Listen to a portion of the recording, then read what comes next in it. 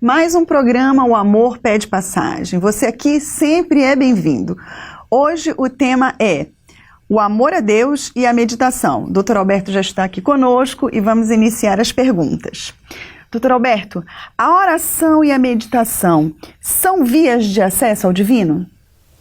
São duas proposições colocadas culturalmente no Ocidente e no Oriente. O Oriente utiliza muito a meditação como estratégia de conexão com a divindade. E o Ocidente vale-se da oração nessa perspectiva mais ativa. A meditação, ela nos inclina a uma postura mais passiva de conexão e a oração mais dinâmica.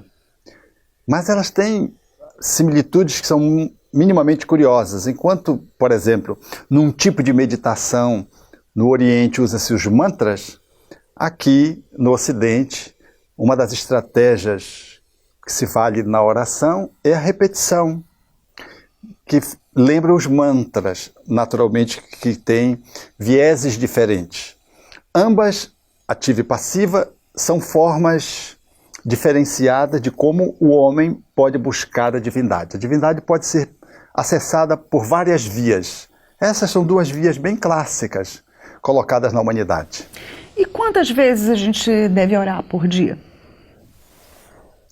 Não é a quantidade que nos faz chegar mais próximo de Deus. Tem gente que acha que chega próximo da divindade cansando Deus, orando, orando, orando. Aí Deus atende para se ver livre da pessoa. Naturalmente que não é assim. A qualidade é que nos sugere uma profundidade.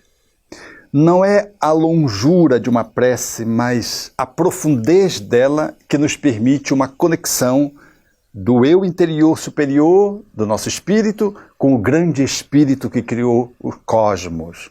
Então, pensar na oração, no número de vezes, é buscar na quantidade o que nós precisamos desenvolver na qualidade. Veja Jesus. Jesus não ficou repetindo as orações. Não repetiu nenhuma vez nenhuma oração. A repetição é nossa, do humano. Não que ela seja nociva, mas o problema é se nós ficamos apenas numa repetição dos lábios e o coração não toma parte. Se ela não sugere reflexão e ela é apenas mecanicamente posta. Orar, tampouco, não significa dizer que precisamos nos recolher e ficar em horários pré-determinados como quem marca um encontro com Deus, como se Deus estivesse disponível naqueles momentos. A oração, ela também pode ser feita assim, mas uma frase, ela é um ato de prece. Uma palavra, às vezes, revela a conexão com o divino. Não há horários. É lógico que é de bom tom que ao deitar, faça-se uma aproximação pela oração, pela meditação, antes de adormecer. Ao levantar, é de bom tom que agradeçamos o que se experimentou durante a noite e o que vai se enfrentar durante o dia. E se use uma meditação para ser mais sereno, a oração para ser mais linkado com a divindade. É de bom tom que em algum outro momento do dia, pela uma aflição também se ore, ou no momento de graça, por gratidão também se ore.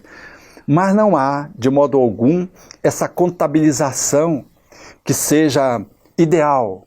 O ideal mesmo é que possamos nos linkar à divindade quando nós nos dirigimos a ela, em qualquer momento, em qualquer lugar, e sem pensar em forma, mas no fundo, sem precisar avaliar bem a linguagem, mas sim o pensamento e a emoção que é colocada quando se faz esse link com a divindade. E a contemplação? A contemplação, ela surge como uma possibilidade de acesso ao divino, na meditação, por exemplo, quando nós adultos contemplamos uma paisagem, a natureza. Lembro-me de uma criança que no Evangelho no Lar o pai sugeriu que fechasse os olhos para fazer uma melhor concentração, para fazer a prece final, contemplando uma obra da criação. E o pai, no meio da oração, abriu um olho e viu que o filho estava com o olho aberto. acompanhando os filhos para ver se os filhos estavam seguindo aquela proposição. Concluiu a oração, de vez em quando abrindo um olho, e o filho com o olho aberto. E quando concluiu, ele disse para o filho: meu filho, você concentrou? Eu disse: concentrei, pai. Mas você fechou o olho? Eu disse: não, pai, você não mandou ficar contemplando uma obra da criação? Ele disse: foi. Eu fiquei contemplando a mamãe. Então, a oração, a conexão com a divindade, ela pode fazer pela via da contemplação. Levar uma criança, por exemplo, ao processo da meditação é levar para explorar a natureza, tocar uma flor, cheirar uma flor, tocar a casca de uma árvore, tocar os gravetos, os seixos rolados, meter a mão na água e falar, por exemplo, da correnteza que segue numa fonte. Isso é contemplação para a criança, que é um processo meditativo que está ao alcance do psiquismo infantil. São, portanto, várias formas belas de se falar com o Criador através dos artefatos, que são os fenômenos divinais que a natureza se nos apresenta. O que não devemos fazer é tentar substituir a contemplação pela ação e ficarmos só na falação.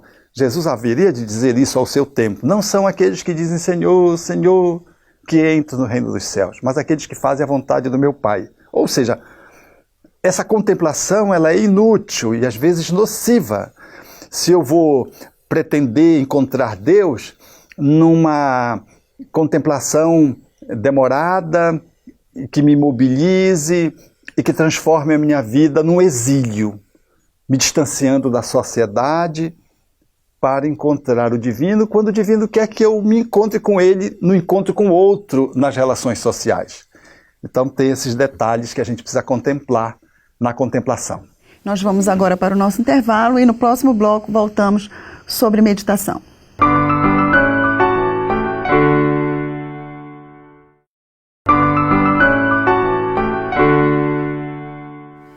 Então, voltamos agora.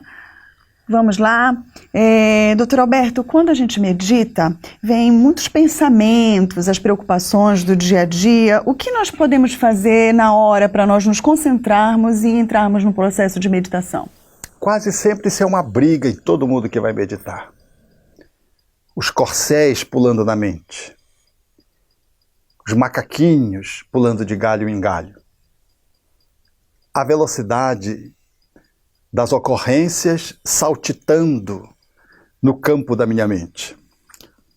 Seja o que saltita, os corcéis pulando no campo, os macaquinhos pulando nas árvores, impedindo-me de fazer uma concentração ou me inviabilizando um processo meditativo, faz do meditador viver essa experiência desafiante. Ele deixa passar e vem outro, deixa passar e vem outro. Alguns ficam brigando, o que é absolutamente nocivo e dispensável. Esse caminho é um caminho interessante. Deixar passar como uma nuvem que passa no céu até que o sol possa brilhar soberano. Não se deter nas nuvens e não se incomodar pelos pensamentos, sentimentos, lembranças, memórias, coceiras que vêm do corpo. Mas inverter o processo é admirável. Para falar com Deus, nós não vamos escolher um momento e ficar brigando com aquilo que me acontece. Se fizermos o inverso, se trouxermos Deus para a nossa vida e não para um momento, nós vamos exatamente inverter esse processo. Ou seja, trazer a divindade quando for tratar das preocupações. Trazer a divindade para o meu cotidiano, quando vou lidar com o filho, com a esposa. Me aconselhar com o divino, quando vou tratar de um problema. Quando eu consulto o divino, que passa a ser o centro da minha vida no cotidiano, a meditação, ela sofre um processo de mudança e de alternância, porque o divino, eu não vou encontrar o divino já está na minha companhia durante o cotidiano, num exercício que eu faço de consulta de tudo que faço. Quando vou tomar um banho, eu posso consultar o divino sobre a minha saúde, sobre o asseio do meu corpo.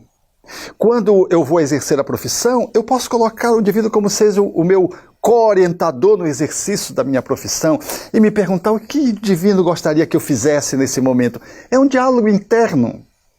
Em outras palavras, trazer o divino para o dia a dia repercute na meditação de um momento.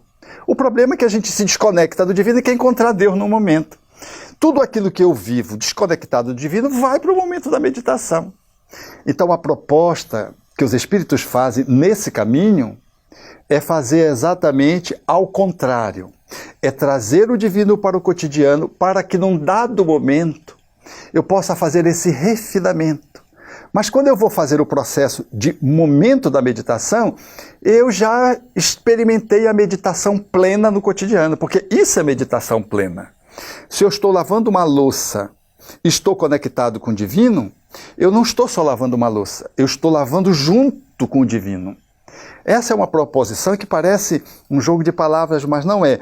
É um estilo de vida no qual eu coloco Deus na minha vida e depois faço um processo de meditação refinando. E não, eu vivo no mundo, depois eu vou encontrar Deus, para ver o que é que Deus vai me sugerir para eu viver no mundo. É ao contrário. Vigiar e orar. Meditar e orar. Há alguma relação? Naturalmente que sim.